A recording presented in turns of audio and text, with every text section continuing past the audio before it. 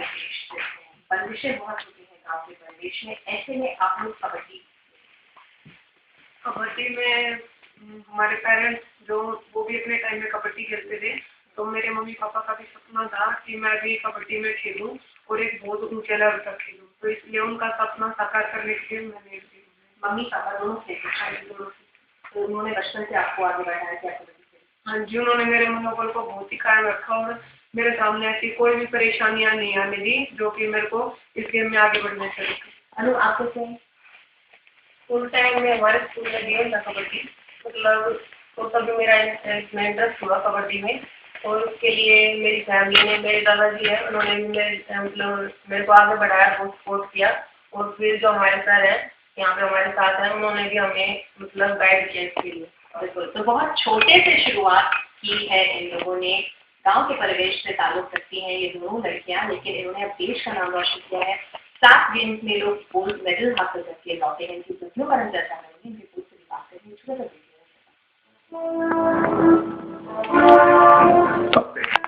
जब टैलेंट शहरों से लेकर गांव तक में बिखरा पड़ा है, जरूरत है उसे पहचानने, तलाशने और प्रोत्साहन। कबड्डी हमारा पारंपरिक खेल जरूर है, लेकिन इसमें रुचि रखने वाले खिलाड़ियों की संख्या तेजी से घट रही है। खासकर महिलाओं के लिए मुश्किल होता जा रहा है, लेकिन कुछ महिला खिलाड़ी ऐसी हैं जिनके लिए कबड्डी पैशन है। उन्हें परवाह नहीं कि सरकार उनकी मदद को आगे आती है या नहीं। उनका मकसद है कबड्डी और देश का नाम रोशन करना। जैसा कि उन्होंने यहाँ स्वर्ण पदक जीतकर उन्होंने न केवल देश का बल्कि अपने इलाके का नाम भी रोशन किया है। कितने सालों से प्रैक्टिस करो क्या मुकाम सोचते हैं?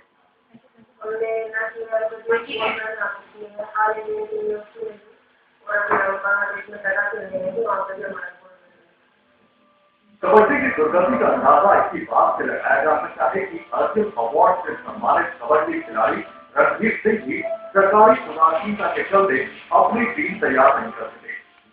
हर खेल को आगे बढ़ाने में खिलाड़ी के साथ साथ कोच की भी अहम भूमिका होती है, लेकिन कबड्डी की जरूरतों का ख्याल किसी को नहीं।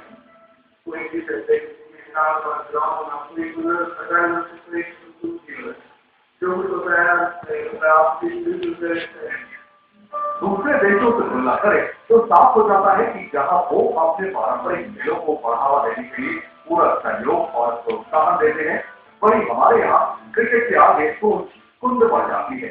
सरकार को जल्द ही ये सोच बदलनी होगी, नहीं तो क्रिकेट के अलावा बाकी खेलों में देश का भविष्य अंधकार नहीं होगा। अजय तिवारी, सहारनपुर। बात करेंगे जोगिंदर दलाल जी से। जोगिंदर जी, आप 1994 से कबड्डी की कोचिंग दे रहे हैं, आप कबड्डी सिखा रहे हैं, ये बताइए कि आप वाकई में कबड्डी रन चल रही है? हाँ, पहले से एक फैसिलिटी है, दूसरा हमारे बच्चों को जॉब नहीं है। सारे बच्चे इंटरनेशनल होने के बाद हाई क्वालिफिकेशन एजुकेशन दी, उसके बाद इनको कोई प्रोत्साहन नहीं किसी ना गवर्नमेंट की तरफ से कोई जॉब है और ना मतलब किसी की तरफ से इनको कोई फैसिलिटी है। तो कबड्डी की स्थिति आप क्या देखते हैं? अगर यही साला तो आने वाले मतलब और बच्चों को हम क्या नहीं कर पाए, क्योंकि मेरे पास अभी इतने सारे बच्चे हैं, सब एमपेड पंचम से पास आउट है और इंटरनेशनल लेवल पर बोल दे चुके हैं। जब इनको जॉब नहीं मिलेगा तो नहीं तो हम कैसे तैयार करेंगे? आगे उनके लिए कोई रास्ता नहीं होगा, उनको कोई स्कोप नहीं होगा या उनके लिए कोई जॉब नहीं होगा, तो फिर मन नहीं होगा उसके लिए, नहीं तो इनको तैयार कर देंगे। तो ये बताइए, आप लोगों ने में गोल्ड मेडल जीता है, आप दोनों ने बिना किसी सपोर्ट के, बिना किसी एनकरेजमेंट के आप लोग कैसे मेडल जीते? बिना किसी सपोर्ट के हमारे सर हैं जो जोगिंदर दलाल हैं, उन्होंने हमें मतलब बहुत ही प्रोत्साहन दिया उन्हें हमें इस गेम के प्रति, और हमारा जो भी मतलब इकोनॉमिक जो भी हमें प्रॉब्लम है उन्होंने हमें बहुत अच्छे से हेल्प किया। मतलब कोई भी ऐसी प्रॉब्लम है हमें फेस होने नहीं दी कि जिसकी वजह से हम आगे बढ़ने से रुके। मतलब उन्होंने हमें बहुत ज़्यादा प्रोत्साहित किया, तो हमें कोई परेशानी नहीं रही। मतलब हमें हमारे सर ने हमें बहुत ज़्यादा सपोर्ट किया। अनुवाद क्या कहना चाहते हैं? हमारे जो सर हैं, हमारे कोच हैं, तो उनके बारे में हम जितना भी अच्छा बोले वो हमारे लिए कम होगा, क्योंकि उन्होंने हमें मतलब बहुत सपोर्ट किया है, सिर्फ इसमें स्पोर्ट्स लाइन में नहीं, हमें एजुकेशन में भी और फ्यूचर के बारे में हर उसमें हमें गाइड किया। तो आपको ये कह रहे हैं कि आप लोगों को कभी कोई दिक्कत नहीं महसूस हुई आपके कोच के होते? नहीं, कोच के मतलब हमारे सर के होते हुए हमें कोई मतलब किसी भी प्रॉब्लम का हमें सामना नहीं करना। अगर आपके कोच नहीं होते तो क्या लगता है? शायद हम इतना उच्च लेवल पे नहीं खेल पाते, या इतनी जो क्वालिफिकेशन उन्होंने हमें दिलाई है वो भी हमारे पास नहीं होती। अगर वो ना होते तो हमें शायद बहुत सारे मतलब प्रॉब्लम का सामना करना पड़ता। आज वो है तो हम उन्हीं की बदौलत मतलब इतने ऊंचे लेवल पे हमने इंडिया का प्रदर्शन किया, मतलब इंडिया को रिप्रेजेंट किया, तो सब उन्हीं की वजह से किया। मैं उन्हीं की शुक्रगुजार हूँ कि उन्होंने हमें इतना आगे तक खिलाया और बहुत कम समय में उन्होंने हमें ये उपलब्धि दिलाई है अपनी मेहनत से, और हमें भी मेहनत कराई है। कितने समय में? एग्जाम समय में करीबन हमें पहले हम स्कूल टाइम में खेलते थे, सर हमें कॉलेज में मिले, हमें 3-4 साल में मतलब बहुत सारे हमने मेडल जीते हैं ऑल इंडिया लेवल पे भी और इंटर यूनिवर्सिटी में, और हमने लास्ट ईयर 56 साल में ये हमारा रिकॉर्ड रहा है कि हमने सिल्वर मेडल लिया है दिल्ली के लिए।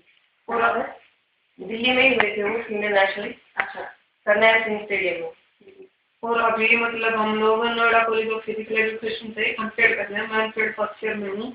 वहाँ जो सुशील राजपूत सर हैं हमारे चेयरमैन सर, वो भी मतलब कबड्डी को बहुत ज़्यादा बढ़ावा देते हैं। मतलब एक नॉर्थ में वही इंसान है, हमारे सर है सुशील राजपूत सर है, मतलब वो इतना सपोर्ट करते हैं कि Noida college of physical education में या नॉर्थ में जो कबड्डी मतलब आज तक जीवित है, वो मतलब ऐसे ही लोगों की बदौलत जीवित है। पहली बार मेरिट यूनिवर्सिटी का, चौधरी चरण सिंह यूनिवर्सिटी का, अभी ऑल इंडिया यूनिवर्सिटी में गोल्ड है।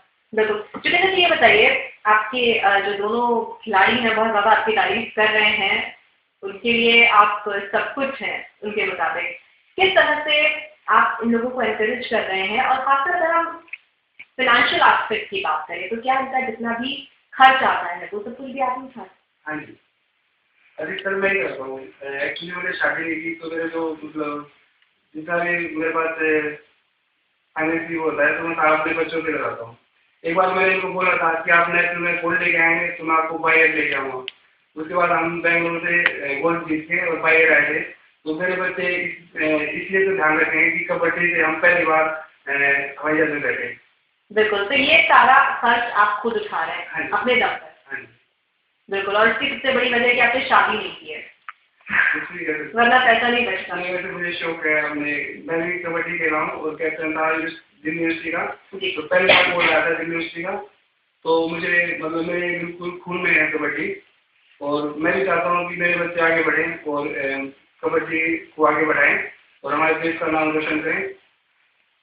बिल्कुल। चुनिंदा जी, हम बात करेंगे कबड्डी पर कुछ और, क्योंकि आप काफ़ी समय से कोचिंग दे रहे हैं, काफ़ी पुराने आप कोच हैं, तो क्या कभी कबड्डी ने कोई बहुत अच्छा वक्त भी देखा है? ये बुरा वक्त अब आया है, और क्या किया जा सकता है कि इस परंपरागत खेल को हम लोग बचा कर रख पाएं? आपसे और दोनों खिलाड़ियों से मेरी बातचीत जारी रहेगी। एक और छोटा सा ब्रेक में यहाँ पर दिल्ली।